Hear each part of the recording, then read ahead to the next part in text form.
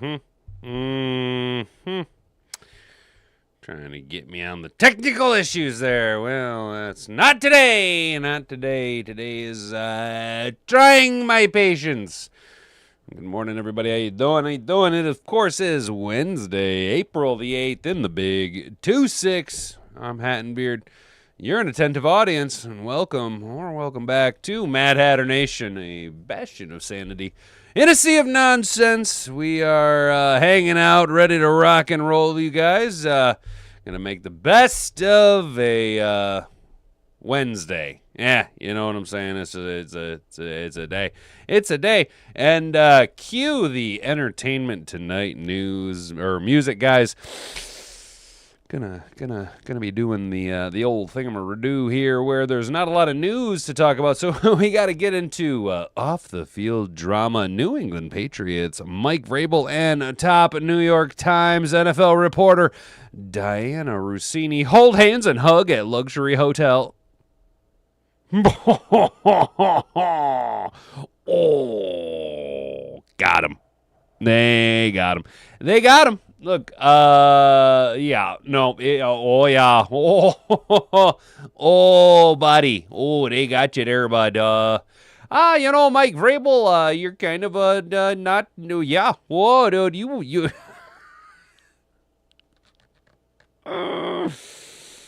we'll discuss this, and then we'll see, Mike Vrabel responds after photos of New York Times NFL reporter leak. Photos published by Page Six showed the coach and journalist holding hands and hugging at the Sedona Resort. I think they were doing a little bit more than that. I think there might have been, this is just purely speculation, a little hanking and a little panking going on there. You know what I say? You know what I mean? Not the problem. It's totally okay. You want to go in there and do a little panky, hanky, panky, a little no pants dance. The problem is that they're both married. So, we'll discuss all of that before shifting gears and talking about the Detroit Lions. Guys, it's the hot topic of discussion around the 313, and that is our NFL draft coming up. Oh, it's less than 2 weeks away. Oh, man, I just got to suffer through a few days, and then it's off on vacation again. Oh, so we're going to preview some prospects. If you were wondering, if you were pondering what prospects we should preview for the potential picking by your favorite, I can't think of any more P words. But we got 5 tackles that could interest the Lions. Now, I just kind of skimmed this article a little bit here. Tim 20-man, bro. I get that you're a very busy man. Doing busy man things. You are the senior beat writer for DetroitLions.com. Not the best. Not your best work. Very surface level, but content is content, and we will discuss. I think maybe if we want to get real tinfoil hatty here, maybe Tim 20-man by highlighting these guys is really showing us maybe he knows a little something more than everybody else does. You know what I mean? Maybe he's kind of tipping his hat there, but then I do want to get just a little bit of compare and contrast between the caliber of reporting that's going on. Yeah, Tim 20-man going to give us some prospect names, and then we're going to kick it over here to A to Z Sports. We're talking Mike the Slipper Payton, dude. 4 under-the-radar edge rushers the Lions could wait and take outside of the first round in the 2026 NFL Draft and win big with. The Lions are likely going to be looking for more than one edge rusher in this year's draft. Here's a look at some of the guys that can get outside the first 2 rounds. Now, I know what you're thinking. You're like, yeah, Hat, we know about Gabe Yakas, okay? We know about, Zion Young, Anthony Lucas. Oh, you sweet summer child. The Slipper.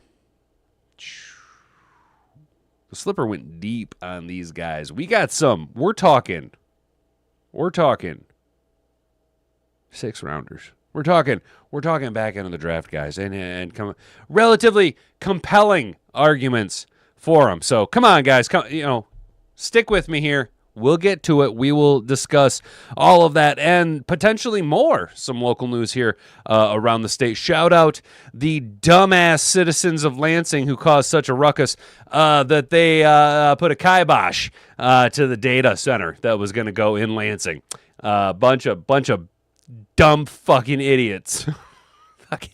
Fucking morons decided, and they went ahead and backed out. Yeah, so that's just well and good. But we may be, we'll football is what we're focusing on. Shout out the 9 of you over on Rumble that are watching. Yo, if you guys could just boop that like button for me, dude, that'd be the cat's pajamas. Shout out all of you on Rumble though, for real. Rumble crushing it. Rumble showing how YouTube bottles up and controls who's allowed to speak, who's allowed to talk, and who's allowed to reach ears, because Rumble is doubling up the viewership. Rumble with 45 subscribers over on Rumble, regularly doubling the viewership that I'm getting over on YouTube. Now, YouTube, guys, I do understand there is a barrier to entry, and you got to put a little bit of foreskin in the game if you want to engage in the chat over there at youtube.com. You're going to have to go ahead and subscribe to the channel, but I do think your ROI is pretty significant over there. We are trying to get to 50 subscribers on Rumble by the time of the 2026 NFL Draft, trying to get up to 900 over on YouTube. So the number one way to help us grow and to see new earballs here in the Mad Hatter Nation is, of course, you got to share this around with everybody. Copy that link down on your clipboard, or just share it with your friends, your family. Be like, hey, you probably might not like this guy, but I'm just trying to help a fella out. You never know. Sometimes even a blind squirrel finds a nut. Maybe I might not be everybody's cup of tea, but sometimes you try something and you're like, hey, you know what?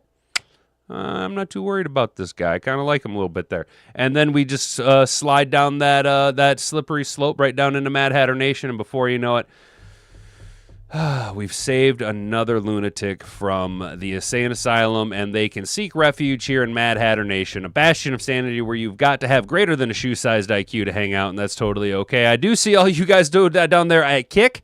Yo, 13 of you guys. Yo, that's dope. That's dope, yo. Kick. Still haven't figured out how to integrate Kick over here so I can see any type of chat or whatever's going on at Kick. So, do appreciate it, though I'm a Luddite, and I don't know what's going on over there, though. All you guys over here at YouTube, we got a full lineup. My mom's here, Rixie's here. Carrie, how you doing, brother? Good to see you, dude. Derek Harp's hanging out. What's up, man? Good to see you. Devil comes knocking when you constantly away from your family.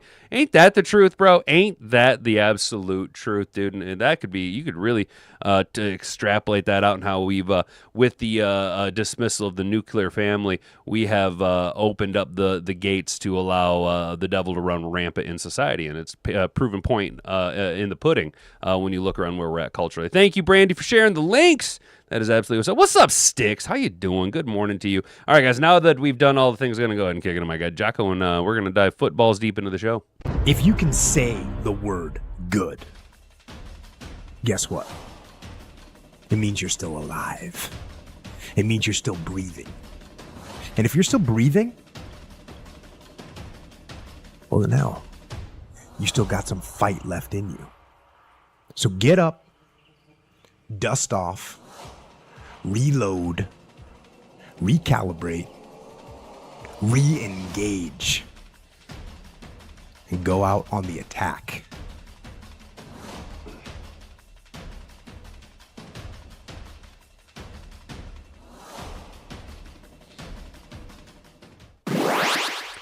All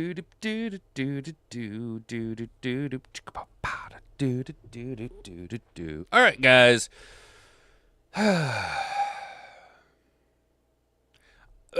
Just right off the rip, I don't want to talk about this. I'm gonna be very honest. This is whack. This story's whack. But there's not a lot going on. So get your tea out, boys, because we're gonna spill a little bit of it. Get your brawny towels out so that we can maintain a little bit of masculinity while we spill the tea. New England Patriots, Mike Vrabel, and top New York Times NFL reporter Diana Rossini hold hands and hug at luxury hotel. Oh, also, Kanye's been banned from England. That's fucking wild, dude. That's absolutely wild. I got to zoom this in for my old eyeballs. My earballs don't work as good as they once did. Exclusive photos obtained by Page 6. Shout out Page 6 as we're on right now. Appear to show New England Patriots head coach Mike Vrabel and New York Times top NFL reporter holding hands and hugging at a luxurious hotel. Why is a woman the top reporter for the NFL?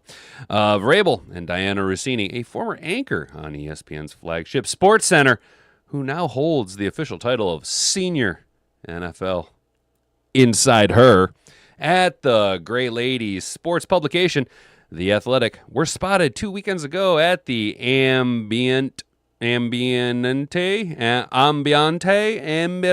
I don't speak German. I don't know what that is. Even though I think it's, I don't know what, at the hotel in Sedona, Arizona, a boutique resort set against the breathtaking Brins Mesa mountain range. Ooh, yes. The life of the, what is it? Welcome to Life of the Stars. Lifestyle of the rich and famous. Lifestyles of the rich and famous. Now I will be honest that this picture right here, that look, I will be fair. Look, it doesn't look too bad. This picture zoomed in, like, doesn't it kind of look like they're dancing? Oh, they're dancing. He looks like a chudly little bastard, and she's just like, I'm a whore. Oh. Well, that's not okay. You know, I mean, okay, a little friendly hug though. I mean, you know, you know, that doesn't look too bad. The pair embrace as they took in the sunset views of the Brins Mesa mountain range. Oh shit, yeah. Okay, wait a minute. Wait just a gosh damn minute here. Now, hold on. Now, this kind of looks like they're maybe just out on the patio of a restaurant or something. Maybe, you know, not a whole lot of people around. Okay, well, you know, it's not too bad here. Okay, what the fuck are the only two of them doing over here now? Okay.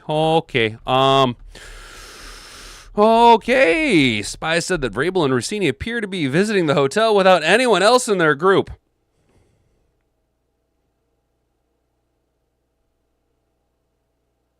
Mm-hmm. Uh-huh.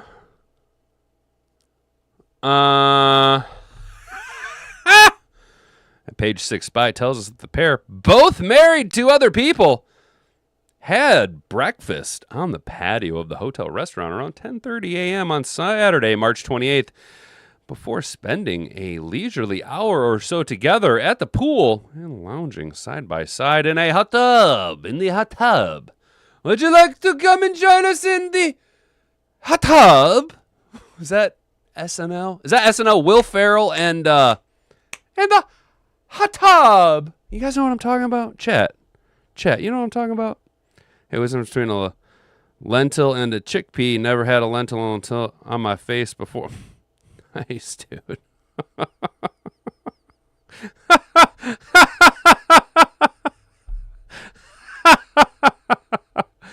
Oh, fuck. That's good. That's pinnable, bro.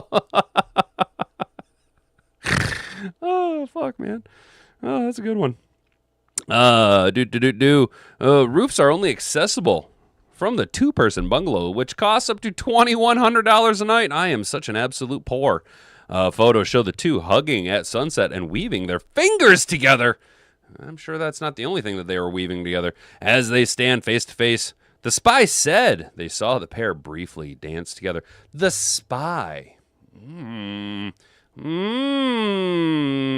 least they're not calling them their informant. Yeah.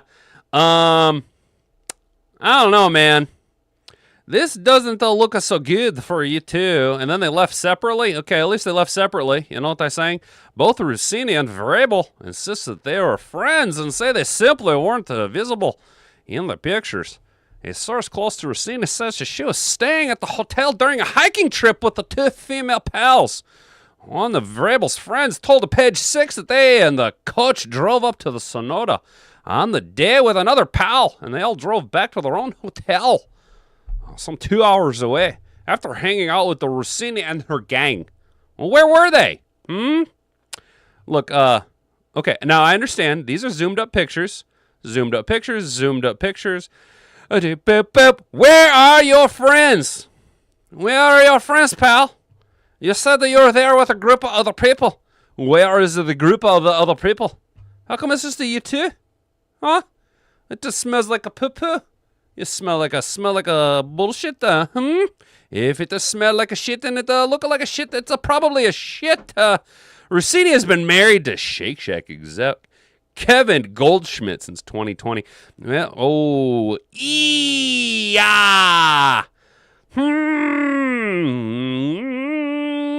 Bro, you look like Mike Bravel's little cheeseburger making little brother. You know what I'm saying? Not to looking so good, Diana Rossini. You're looking like a whore. What happens in the hot tub stays in the hot tub. I have a sign.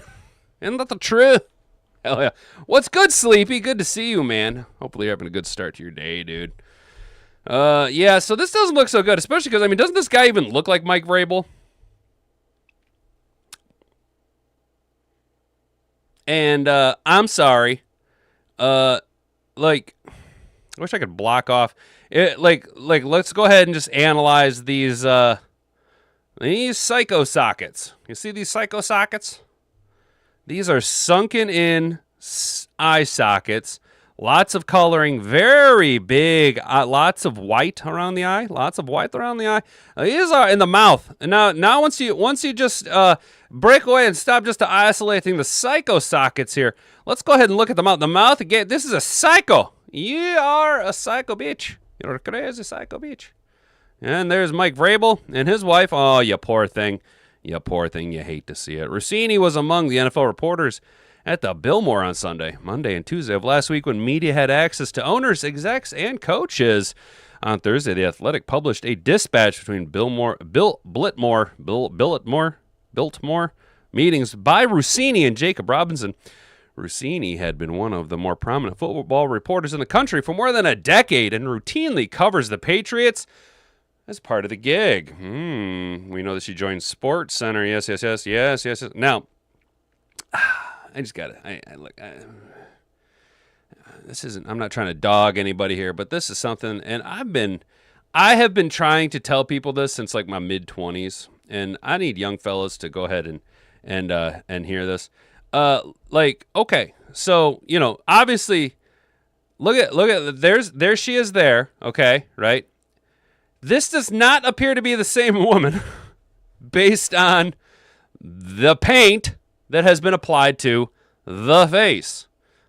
In the same regard to the amount of paint applied to the face, she kind of looks like the big boob T-Mobile girl, or not T-Mobile, AT&T girl. You know what I'm talking about? The girl from AT&T with the big old bazingas. You know what I'm saying? So she kind of looks like that. But just young fellas, hear me out. If you're ever curious whether or not there is the chicanery and magic going on in the face with makeup, women cannot hide the age of their hands. Look at them old lady hands. Bones and veins and veins and bones and veins and bones and bones and veins. Can't hide the age in the hands. Need to figure out how to apply makeup down to your hands there. You can't. Yeah, them are 40-year-old lady hands. Them are 40-year-old lady hands. I don't care if you're trying to look 28 on the face and you're pushing your titties up as much as you possibly can with plastic surgery or the magic of push-up bras. The hands, the hands don't lie. In 2023, she joined The Athletic, the once independent site that was acquired by the Times and now provides the paper's sports coverage. Rossini hosts its Scoop City Inside the NFL's podcast. Vrabel played 8 seasons for the Patriots. We know that. The 6-time Super Bowl. We don't care about how much money he has. He and Rossini go way back. Covering the Titans was Rossini's first NFL beat at ESPN. She was the network's boots on the ground in Nashville by the time Vrabel came in as head coach in 2018. She was boots on the ground, so these boots were made for knocking, and that's just what she was doing. They went from being a team nobody thought about Mike to Mike got them in the playing really well, she said of the 2018 Titans on the Patriots Unfiltered podcast in February. And then, of course, they went to the AFC Championship game in 2020. In 2015, Rossini weathered a controversy when the wife of Washington Commanders, then the Redskins, GM Scott McLaughlin, publicly accused them of having an affair. after the reporter broke a story about Kirk Cousins replacing RG3 as the Redskins' starting quarterback. Jessica McLaughlin reportedly wrote on Twitter, "I'm pretty sure this is the info is coming from my husband's new side chick, Diana. She deleted her account and then apologized. I regret my actions and nobody cares." ESPN also defended its reporter in the statement, saying Diana is an excellent reporter who should never have been subjected to such vulgar comments. We are obviously extremely disappointed by today's developments. Well, but see, the thing is zebras don't change their stripes, and she continues to act in whorish behavior. So, look, I'm sorry, but hello, I am a whore. Like, I mean, come on now. Look, if you just had some fabric at least to the kneecap, and I love boobs. I love boobs. I love me a boobies. Boobies are the best, dude. Boobies are awesome. But come on now, have some modesty. At least cover up the bottom part of the boob window here. I don't mind a little top boob, but I can see all of the boobage and the curvature. You know what I'm saying? Like, come on now, you're a whore. You're just a whore. And right there, come on now. Tell me they're not banging. Look, oh, there's love in the air right there. Oh, there must be something in the air that night. The stars were right. Fernando. Why do I keep getting ABBA stuck in my fucking head, man? Oh my God, I am a fucking 60-year-old woman. Holy shit. But yeah, this doesn't look good. Because look, I can understand the zoomed up pictures, being able to control the narrative, friends dancing, having a good time, you know, ha ha ha ha, all right, ha ha ha ha, we're there with friends. Well, where the fuck are they? Where are your friends? Are your friends in the room with us right now? Show me on the doll where the friends touched you. But in lieu of that, Mike Vrabel, well, he's going to go ahead and respond because, who was it in the chat? I believe one of you dropped. He's being a true patriot. Trying to be a true patriot 100%. Now she's boobs on. Damn it, Kane. She's much prettier without the makeup. 100%, dude. 100%, dude. She's boobs on the ground. Dude, that is so fucking funny. I can count every time I've seen my wife's makeup on one hand. Next Saturday is our 24th anniversary. Hell yeah, dude. That's what's up, dude. 24 years. That's absolutely dope, dude. I'll try and remember that and give you a shout out Friday, during Friday's show, dude. That's absolutely awesome, Rick, dude. Hell yeah, dude. What's up, Brent? I want to see all the boobage, but yeah. Well, look, I'm just saying. You know what I'm saying, dude? Like, I'm all in favor of seeing some boobies, dude. I love boobies, dude. Boobies are the best, but like, you know, have some fucking modesty, dude. Leave something to the fucking imagination. You know what I mean? Vrabel learned from Bill, dude. Yes, dude. Yeah, makeup is clown paint for whores. Exactly, dude. Exactly. There you go, Kane. That's what he said. He's a true New England Patriot. That's what I was looking for. What's up, Kane? Good to see you, man. Good to see you, man. I've seen y'all ain't even trying to glaze the dude. Kane's out there just wrecking cats on Twitter, yo. Kane is a hilarious follow on Twitter, you guys. I see you out there, Kane. I see you out there, bro. It's funny as shit, dude. You're a funny motherfucker on Twitter. So Mike Vrabel's going to come out and say, nope, what you see, don't believe your lying eyes. I would never bang that whore. He addressed the recent photos shown by the New York Times and The Athletic, originally published by Page 6. These photos show a completely innocent interaction, and any suggestion otherwise is laughable, Vrabel told the Post. This doesn't deserve any further response. Explain. Clarify. Look, just tell us why. Tell us why.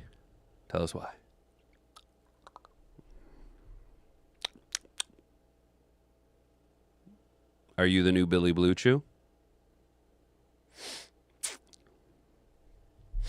You following suit with old Bill Belichick, getting your Blue Chew on? You gonna be banging some 24-year-old whore here pretty soon, dude? Is that what's gonna be going on? Rossini also responded, the photos don't represent the group of 6 people. 6 people hanging out during the day. Like most journalists, the NFL reporters interact with sources away from stadiums and other venues, Rossini said. Well, hang on. Again, where are they? Where are they? Let's go even farther. Where are their beverages? Where are their phones? Where are their items? Where is anything? Where are their drink beverages?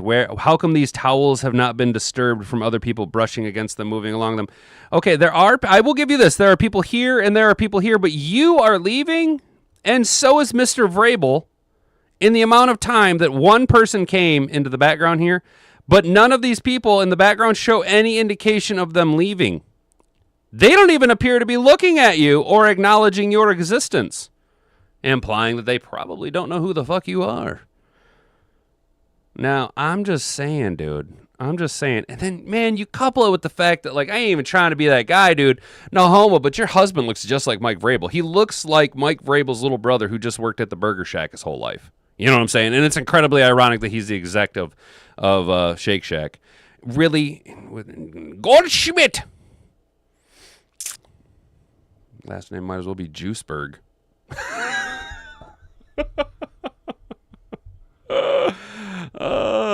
These photos are misleading and lack essential context.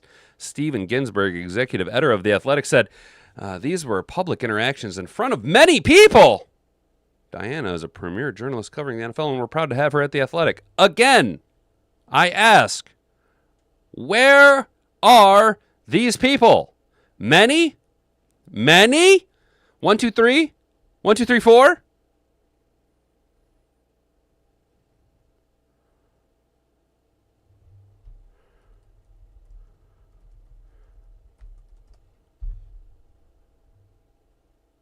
A large or significant, but not necessarily a majority of people or individuals. It is a quantifier used to with accountable plural nouns to indicate a high quantity. Synonyms include a great number of, a host, numerous, or a good many.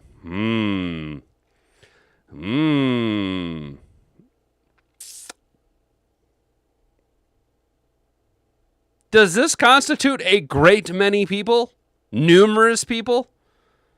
Many people? Lots of people.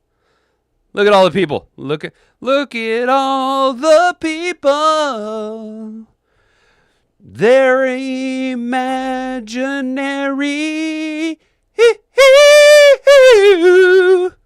Oh, Mike Vrabel and Diana Rossini. Boom, boom, doom, doom, doom. She's just a fucking whore. Hoo, hoo, hoo, hoo. Oh, Mike Vrabel, you done did us dirty. Bum, boo, doo, doo, doo, doo. And I'm not a fan of you no more. Vrabel's coming off a season. Yeah, we know that. Blah, blah, blah, blah, blah. Blah, blah, blah, blah, blah. Coach of the year. Blah, blah, blah, blah, blah. Blah, blah, blah, blah, blah, blah. All they do is go on to glaze Mike Vrabel and his accolades. Guys, my rib is this, I mean, come on now.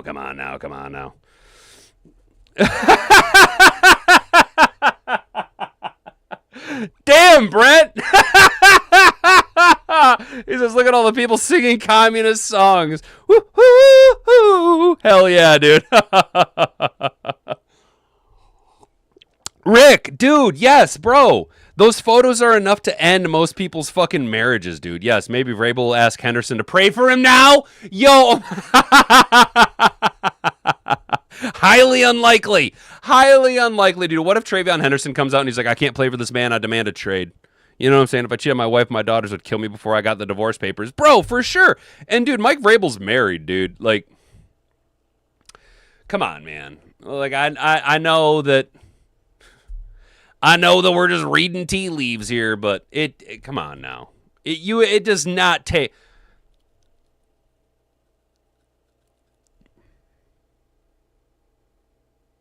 I'm not trying to sound like Candace Owens over here, guys, but, like, we don't know, but we know, you know, right? The mommy sleuths online, you know. We don't know, but we know. I love this song, Imagine Growing Up. It is the lie of communists wrapped up in about 100%, dude. 100%. Preach, dude. For real, dude. Yeah, it is communist bullshit slop, bro. It is communist bullshit slop, but unfortunately, it is a song that has been loaded into the jukebox brain on more than one occasion. So sometimes it just comes out. You know what I'm saying, dude? It just pops up, dude. You know, I have no control over the jukebox brain. Well, now that we've hit the 10:30 mark of the show at the halfway show, we're going to have to hit this oil can, guys. So go ahead and knock on wood if you're with me.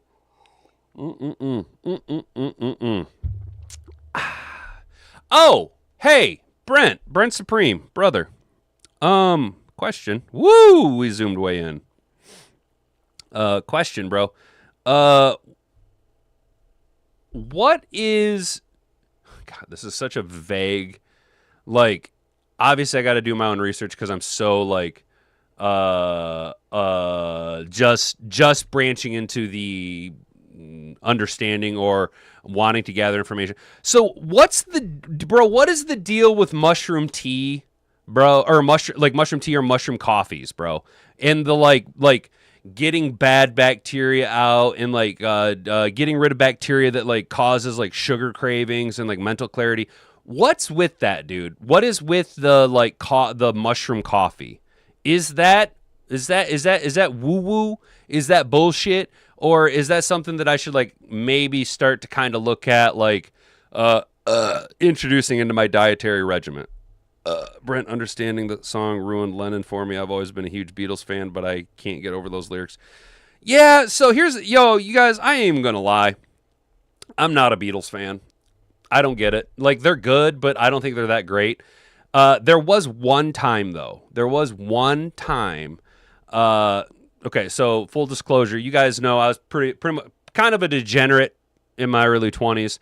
So, you know, take everything I say with that big grain of salt. It was during the Obama administration. I was living by myself. I woke up on a Saturday morning and I just fucking, like, woke up and just decided to take 10 hits of acid right off the rip, dude. So I just started day tripping, like, right off the rip, dude. And, like, at one point, I fell into my own eyeball in my mirror. Now, if you've taken any type of hardcore hallucinogenics, that will make sense. If not, I sound like a fucking crazy person. But, like, I inadvertently fell into my own eyeball in my mirror for, like, 45 fucking minutes. And, like, Pandora was playing and, like, the Beatles came on. And, like, for a very short period of time, I completely understood why people were so fascinated with the Beatles. You know, I was like I distinctly remember staring at the galaxy inside my own eyeball and saying, like, oh my gosh, I totally get it now. I understand why people like the Beatles. And then I tried to listen to Pink Floyd, and I still was like, no, Pink Floyd fucking sucks. I don't understand this. And it really started to bring me down, and it was really disappointing. Mushroom coffee usually contains changa and reishi. You can take those cheaply without the coffee. Changa does have the rich, nutty taste that goes well with coffee. I know a shit ton about medicinal mushrooms. Right on. It makes perfect sense. Sounds like what happened to Candace Owens and her stuck. Bro, for real. Mushroom coffee is good, but a joke compared to taking proper doses of mushrooms. Right on, dude. So what you're saying is, so, like, can I just, like, get reishi to just, like, put in my morning, like in my morning, like, protein shake then? Roger Waters is the ultimate commie. Hell yeah, dude, for sure. Mushroom coffee is good. All right, so like, how can I get the effects of chaga, and reishi? Can I just get those and, like, just add those to my, like, morning protein shake? Because I got like a big jug. You know what I'm saying? Fuck yeah, dude. This is why I like talking to you guys. All right, so let's talk about the NFL draft. 5 tackles that could interest the Lions here, guys. Sorry, we got a little off topic there. You know, just reminiscing about the days of being a trip head, guys.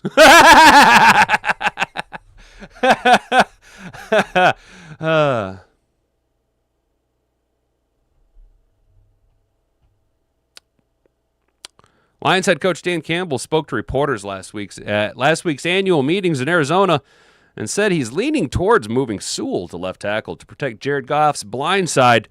That would open up a spot for a new starter on the right side, whether that's newly acquired Larry Borum or veteran Giovanni Manu or a rookie added to the roster later this month in the NFL draft?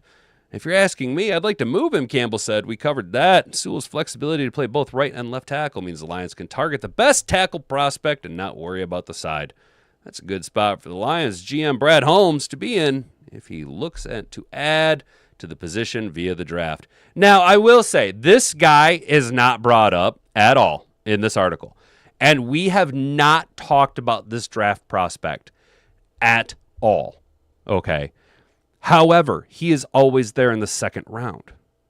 I have to ask, should I do a little research on Austin Barber from Florida? Little baby-faced Barber over here. You know what I'm saying? What about this cat from Boise State? Huh? Obviously, we know. You know, and here's the thing, dude. Golly, jeepers. Brent and I believe Jack and Beantown, you really see it right here, man. You really see how short Spencer Fano's arms are in this position right here. This is a guard. This is a guard build. You guys are right. You're totally right. I don't think Spencer Fano has the wingspan to play tackle. His shoulders aren't broad enough. His arms aren't long enough. He's got these long-ass legs, but his build overall, yeah, I think you guys are right. And this stance right here really showcases every deficiency that he has. So in order to make up for his shortcomings, literally his shortcomings, he's leaning out way too far. His nose is way out over his toes too far. His first step is forward, which means he's trying to attack. Looks like they're going into a bit of an option play where he's going to be on the weak side protector, which is fine, but you would expect it to be more of a sidestep. Now, this could be a little bit of a sidestep based on the positioning and pivot point of his ankle. But look at this. Yeah, dude, I hate to be dogging the guy. I was so high on him for so long, but the arm length is just not there. Those fingertips should be down more around the ankle, at least to the sock length, and his hands with his shoulders forward and rolled, his wrist is just barely covering his knee, which is up and forward. So yeah, wow. Not trying to get into the metrics too hard, but yeah, you really see the shortness in his arms right there. But not for nothing.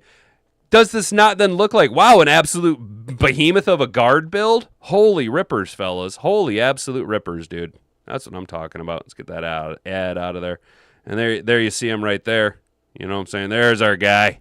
Look at them long, lanky arms. Yeah, there's our guy. There he is. There he is. Good old Big Monroe. And there's Max Finkel as Einhorn.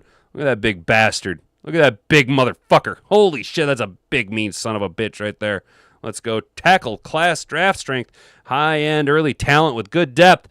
There are 7 tackles that made NFL Media Day analyst Daniel Jeremiah's most recent list of the top 50 prospects in the class. There are 12 tackles who have received a first through third round grade entering the draft. It's a really strong group at the top with a handful of first-round picks expected to be able to come in and start right away. There's a chance we could see as many as 7 offensive tackles taken in the first round. Boy, I kind of hope not, especially if we go edge in the first round. What's up, Raw? I have lots of chaga and red keishi harvested in the UP. Nice, dude. So like, is it just like can I get it in a powder, or should I just take it in like a capsule form?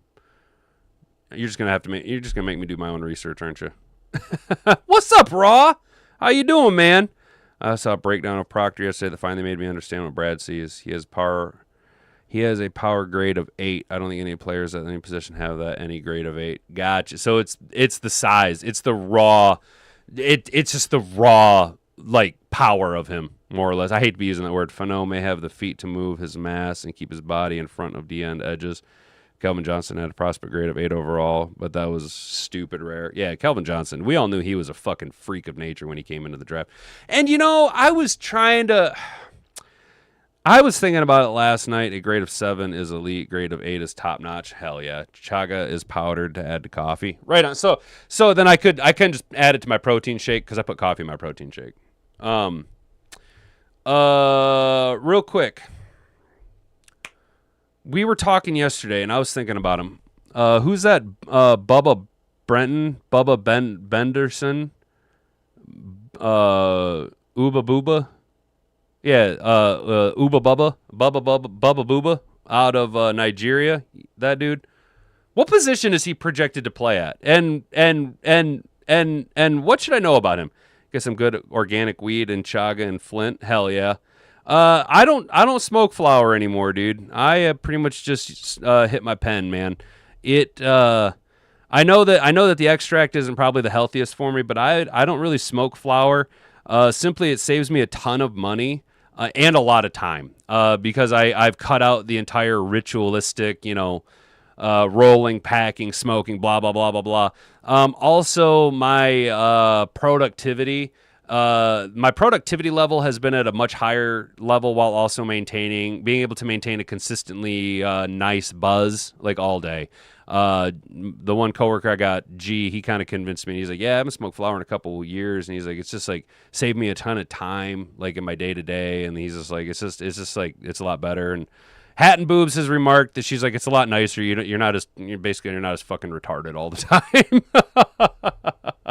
I made extracts for decades now. I just smoke flower. Hell yeah, dude. That's what's up. Um, um, so Brent, are you up in the Flint area then, dude? I made live resin in '97. Hell yeah, dude, bro. That's what's up, dude. Dude, that's what's up, bro. I used to have a little grow. Used to do a little growing and a little blasting with the butane, dude. Just to make a little bit of my own extract, but it's got to be too time consuming. So the Lions tackle draft priority is high. Detroit views Borum as a potential starter at right tackle with 38 career NFL starts under his belt. But they'd certainly like more competition at that spot throughout the offseason and training camp before making that determination, and I completely agree. The Lions are hoping Manu continues to take steps forward in his development. Sure, okay. But they can't go into the season counting on him as a starter or to be starter ready. It's likely the Lions will come out of this draft with a young tackle prospect they think can push Borum and Manu for a starting role. The competition alone will make everyone better. Hang on, I want to write this down. Chaga and Reishi, is that the word I'm looking at? As extraction manager at Pinkana. Nice, dude. That's what's up, bro. That's super duper what's up. Yeah, Chaga and Reishi. Gotcha, Reishi. What's this Lions Mane shit everyone's talking about, bro? I think they like Manu and Borum and others are brought in to push Manu. Raw, I was kind of thinking that too, bro. I hit my pen throughout the day, but flower comes first. One just maintains the buzz. Hell yeah, dude. That's for sure. For sure. And that's the thing about the pen is it just like keeps me at a nice little chill level. Raw, I was thinking about that too, man. I was trying to figure out like where the Lions really are at with Giovanni Manu. Because that could be the big X factor that none of us are really seeing. Lion's mane is a mushroom that tastes awesome and literally grows brain cells. So I should be taking lion's mane then as well, bro? Is that what you're saying? Because my brain is very smooth, and I need to grow some ridges on my brain. I don't know how the fuck Owen even got that comment. It's all good, dude. It's all good, Rick.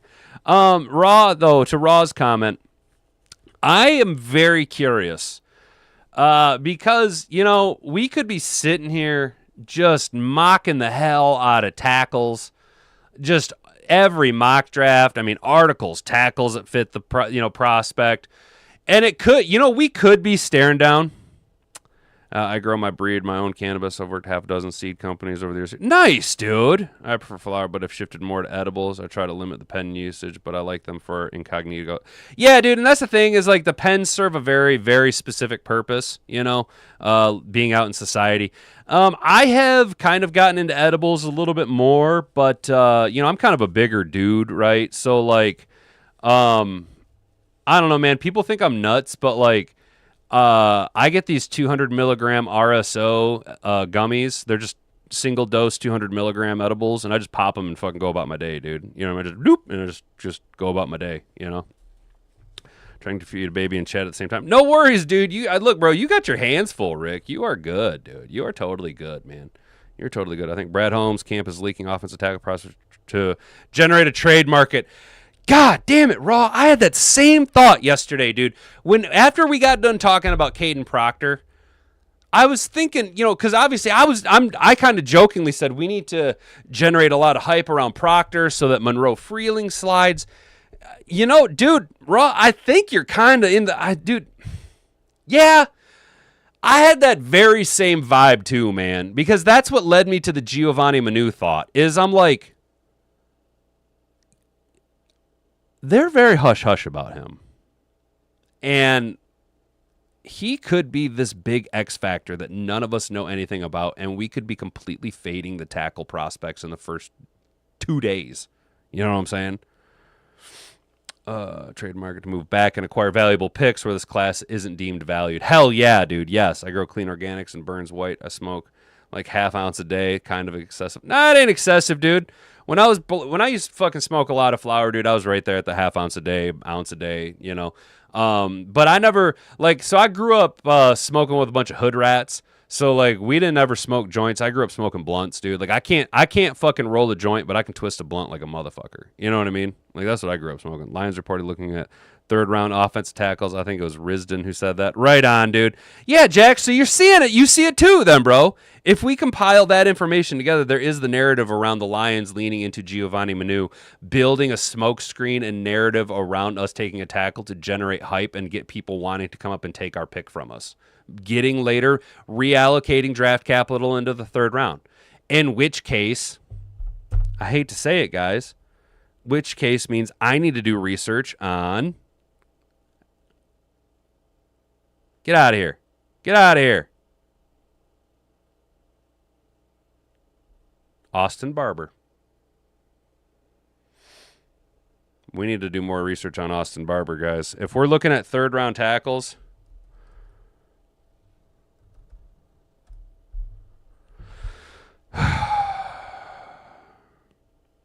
All right.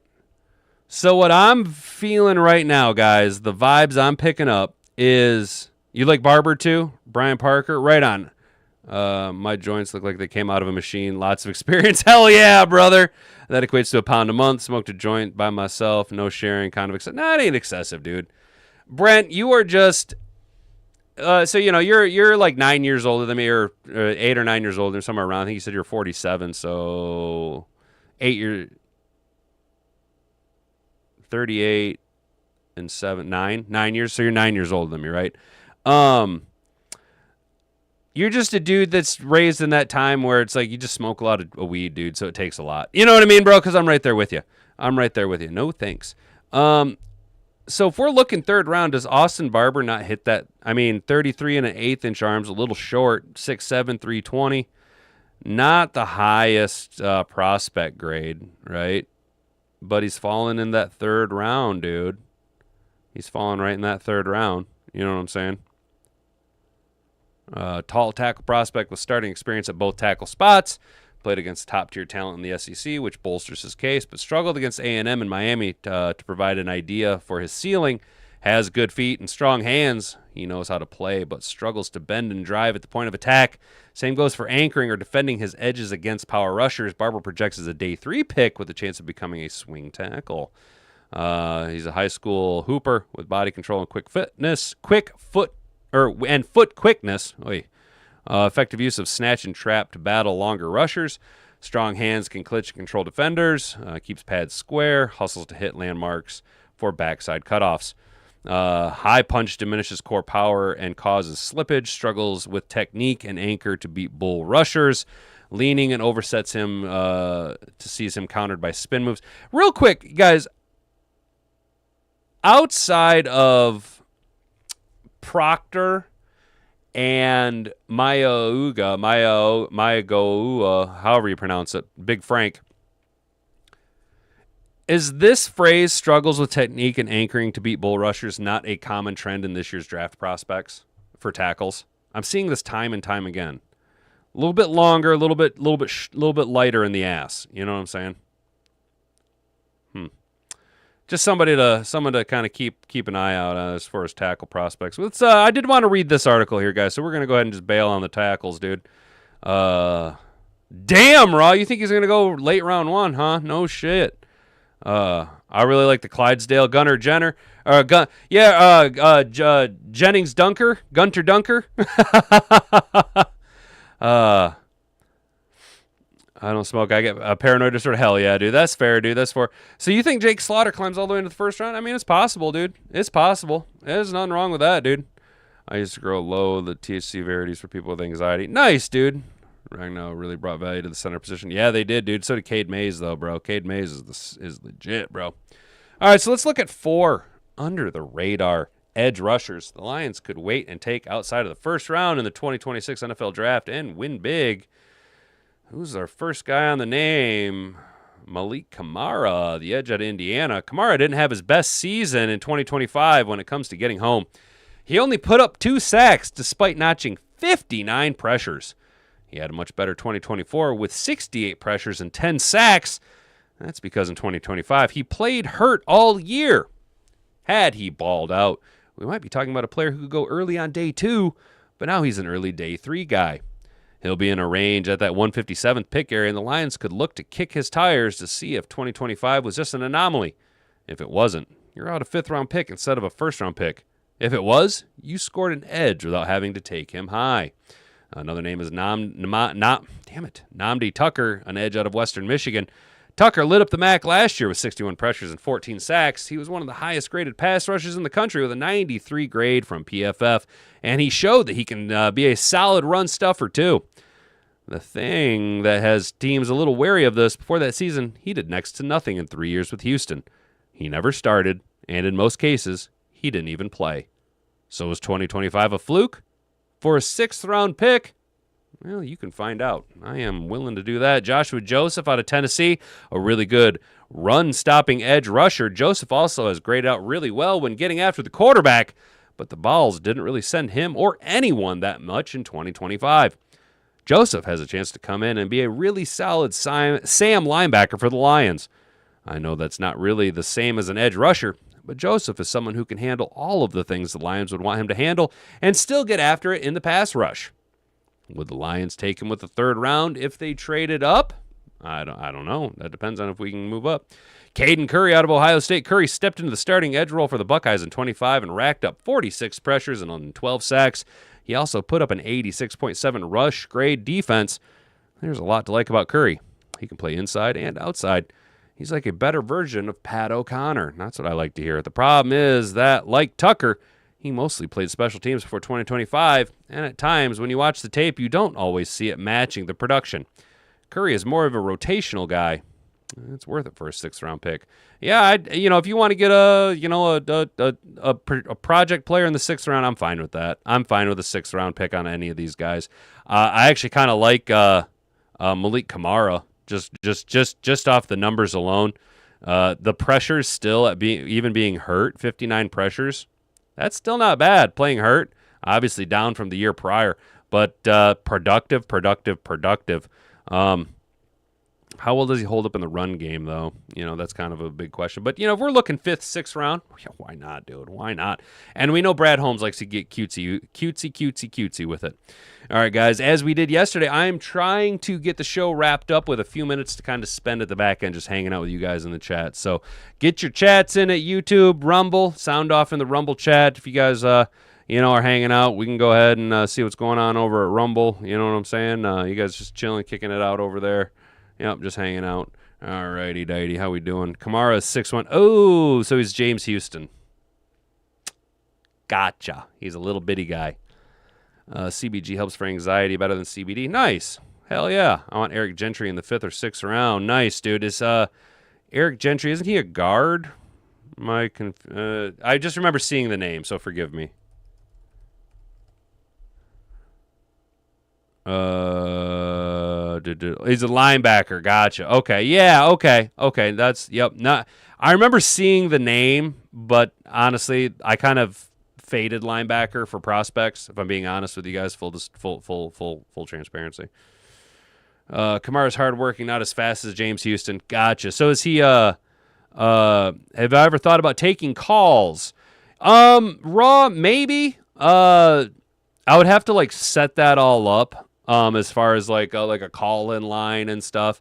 And on top of that, yes, I am a free speech guy, but I'd have to have some level of screening You know what I'm saying? So that we don't just get like wackaloons sounding off saying ridiculous shit. But it is, Rod, yes, I have thought about that because I do like the old school like talk radio vibe.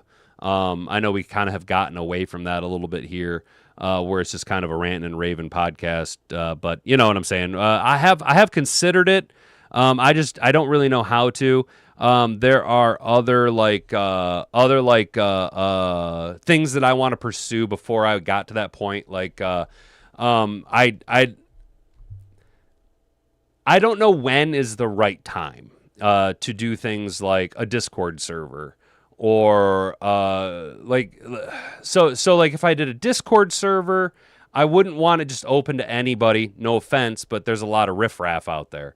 So I would probably put it behind like a YouTube membership wall. You know what I'm saying? And at that point, it's like, I don't know, man. I don't know how I feel about monetizing that stuff yet. Does that make sense? Like, AdSense is one thing, Super Chats is one thing, but like trying to sell you guys stuff feels kind of weird, you know? Like I don't want to like take people's money, you know, to a point, I guess. I don't know, man. It's weird.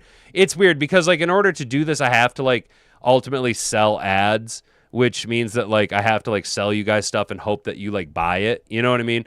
But it's weird, dude. It's weird. It's fucking weird, man. I can't really, it's hard to explain, man. It's weird, dude. And on top of that, like the other thing I've thought is like magnets and stickers, you know? But like at a certain point, I also deal with like, who does this guy fucking think he thinks he is? You know what I'm saying? Like selling stickers and magnets. Who the fuck does this dude think he is? You know what I'm saying? I don't know, bro. It's just weird. Aside from JC, we don't have another third down back. What do you mean? I'm confused. My bad. Gentry is 6'6", hybrid to cover tight ends, praying mantis type. Nice, dude. Okay, for sure. For sure. Mikey boy kind of fucked. Come on, bro. What are you thinking? Ha! What's up, Beantown? What's up, dude? Yeah, we talked about that earlier. You like that? You like that Magnum PI thumbnail I made of him, bro? Oh, thank you, Sticks. I appreciate it, man. If I was a stand-up fella, I'd have a standing desk. So right now I'm a sit-down fella, but I have thought about standing. The thing is like I've thought about standing so much, but like so I did stand-up comedy for like 10 years, and the problem is that I'm a pacer when I talk. So like the whole time I would just be walking like in circles or back and forth. You know what I'm saying? But I appreciate that, dude. Thank you, Sticks. That's very nice of you to say, man. Thank you, dude. Hell yeah, bro. And I know a lot of you guys would have good stuff to say, dude. You know what I'm saying? I know you guys have good stuff to say. It's just, it's like just a nut, like, dude, Raw, I struggle to get the thumbnail up. You know what I mean, dude? Like,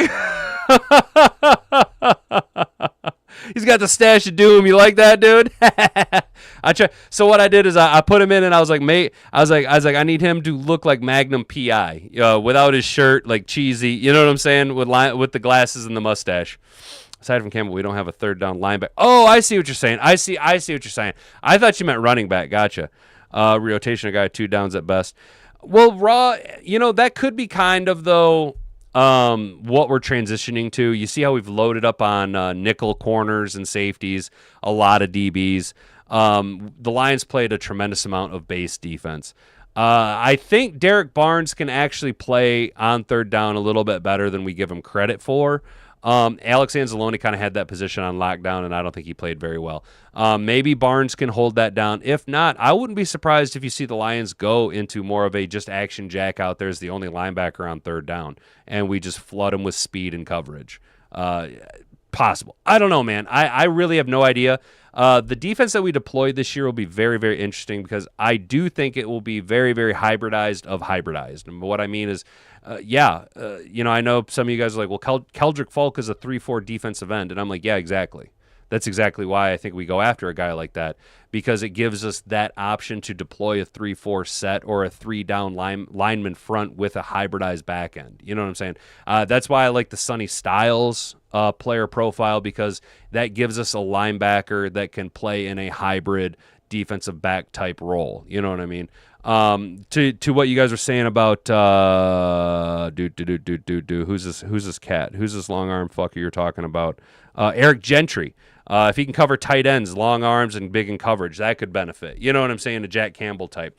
I'm speculating, dude. I have no real idea what the defense is going to look like. I'm just kind of speculating. You know, you think about dual heads at the offensive coordinator role, mitigates Dan Campbell's involvement, allows him to focus with Calvin Shepard on retooling and redeploying a new and evolved defense for the 2026 campaign.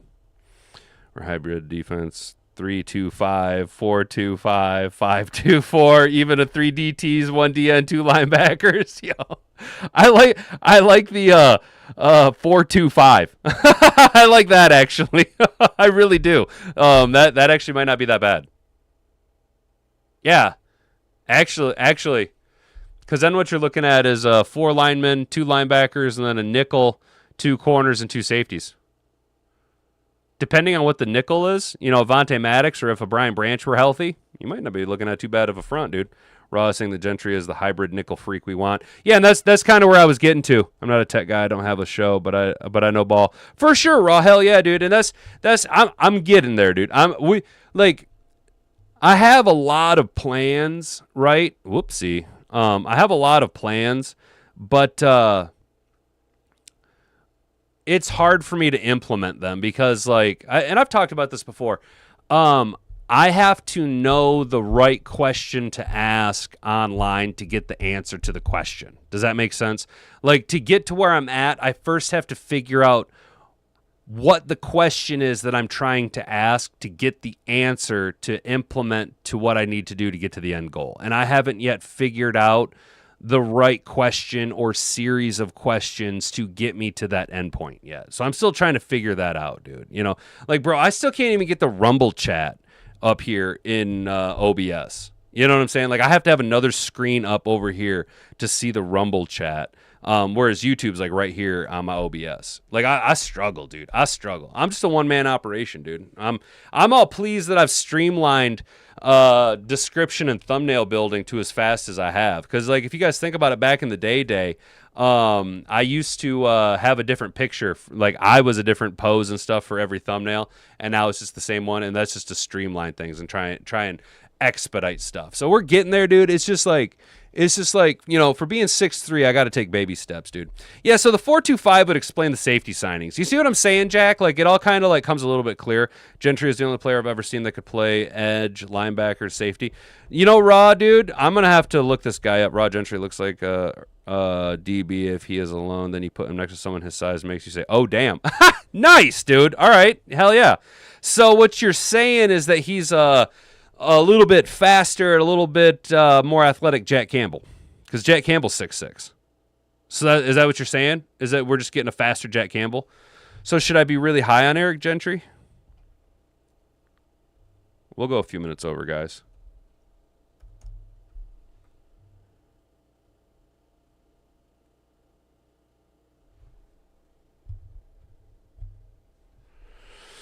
Come on, Barbie. Let's go party.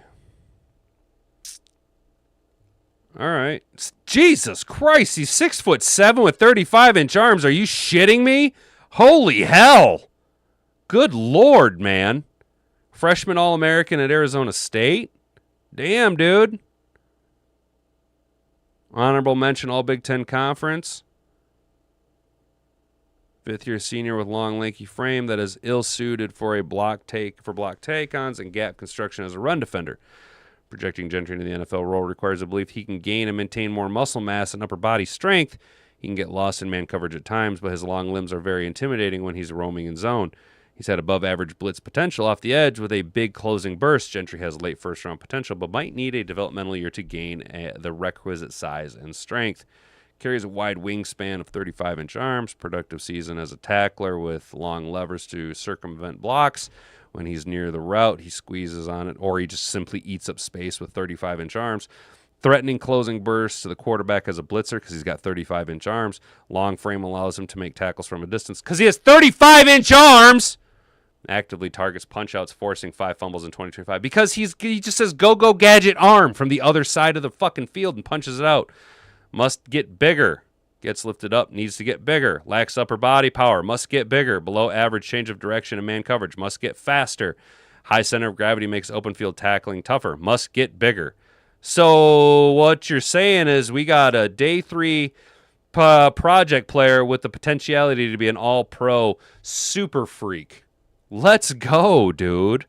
Let's go. What am I missing that the NFL is seeing that says this guy isn't a fucking rock star?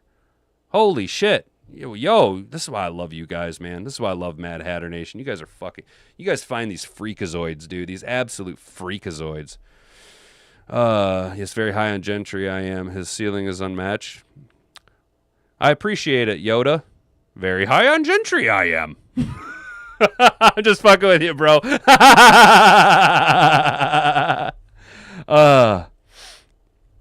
He played in the wrong system. Yeah, dude, sounds like a mismatch in college, bro. It sounds like he does... Actually, you know what it sounds like, guys? It sounds like you found for me the dude that I want to do what Sonny Styles can do, what I envision Sonny Styles doing for the Lions defense. Gentry can do, plus pass rush. That's what I'm seeing. I'm seeing Sonny Styles plus pass rush. Am I wrong? Am I reading it wrong? Because that's what I'm reading. Sonny Styles plus pass rush. Gimme Eric Gentry in the 4th round. Come on now. Let's go, you guys. Let's go. I love it. I fucking love it. Mad Hatter Nation, you guys are absolutely crushing it today. Another fine day to all of you. Hopefully you have a wonderful rest of the day. Stay out of trouble. Don't do anything I wouldn't do. We have reached the end of the show. I appreciate each and every one who managed to hang out today, who dropped a comment, who picked up a subscription, who liked the video or shared it on Rumble. Can you hit the like button for me over there, Rumble? There's 11 of you in the chat. Just hit that like button. Subscribe to the channel. We're trying to get to 50 subscribers by the time of the draft. Speaking of the draft, guys, just an early reminder, of course, Thursday night, round 1 of the draft, we will have a bonus pre-draft show where we'll be hanging out, having a couple brews. It'll be just like our digital tailgate pregame show. We're going to be hanging out, doing mock drafts, taking all your guys' chats. It's going to be a fucking awesome time, guys. Seriously. We'll be live on all 3 platforms. I want to give a big shout out. 15 days, Brandy says. That's what I love to hear. Hell yeah, I had a gut feeling about Gentry like I did about Tesla last year, and I thought we were going to be able to get Tesla in the 7th. Hell yeah. Well, dude, Tesla, 16 catches and 6 touchdowns. Huh? Let's go, dude. Baller, shot caller, 20-inch blades on the Impala. Holla, get laid tonight. Swish a roll tight. Let's go, you guys. Let's go. Gentry is a better version of Isaiah Simmons. That's what I was thinking. Raw. That's what I was thinking. I had that thought. I was like, he's Isaiah Simmons. And I've said time and time again, Isaiah Simmons was 3 years too early to the NFL. He'd be a fucking rock star if he was coming into the NFL right now, but unfortunately, the narrative around him, the wear and tear, and people just unwilling to figure out how to deploy him properly. But thanks for sticking around, guys. Share this video around. Hit the like button on your way out the door. Share it around. Subscribe to the channel. Notification bell. All that stuff. We'll be back tomorrow morning at 10 a.m. I'm Hat and Beard. You're an attentive audience. Thank you so much for hanging out, guys. We'll see you next time. Bonga bonga. Frig off.